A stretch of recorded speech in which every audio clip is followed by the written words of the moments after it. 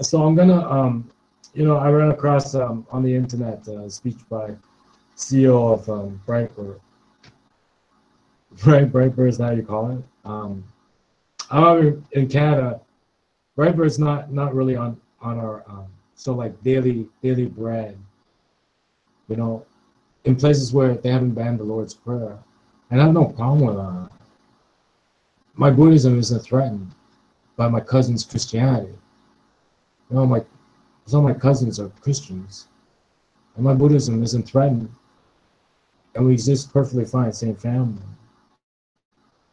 And some people might say it's really nice and cozy for you guys, right? But seriously, I'm gonna so to be honest with you, Brightbird is not part of daily bread up in Canada, and in fact some of the issues are it's American publication. Okay, so it's got sort of like American baggage. You might call it American baggage, but kind of like American history. Let's call it that. All right, so I wouldn't call it American baggage. And sort of that's what Brightbird is rattling against. It's calling it American baggage. If you're a globalist, it's just your baggage.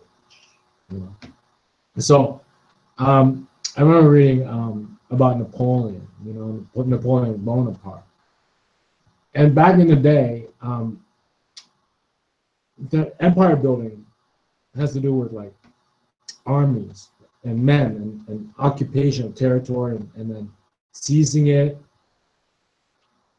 But nowadays it's like products, business. What do you say, business? That's why, if sometimes when there's antitrust and stuff like that, and especially foreign businesses and we them, the concern, we no longer occupy land with armies so much because that's outright warfare. But what is more acceptable is to occupy a market. And so in terms of, I can see Braver's concern in terms of globalism because there are entities, right? And even if you try, you want to be good, like you are good, your mandate, your mission is good. At that sort of like international, non-nationalist level, those things can become like a cudgel. And some surgeons got better hands than others.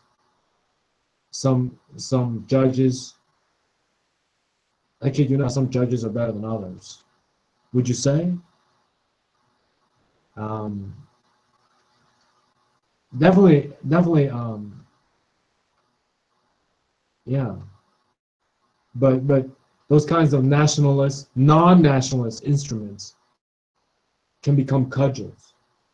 So let's say take the case in the United States, if all you guys talk about are your problems, and then next door, all they talk about is your problems. I mean, if suddenly the American media start talking about their problems, can you imagine? Imagine American media for 1 week became like a state propaganda machine and just talked about their problems. And then everything was hunky-dory. The UN would waive your membership fee for a year and give you all the oil you need, because apparently you're paradise. If all the TV networks in the US did that for 1 week.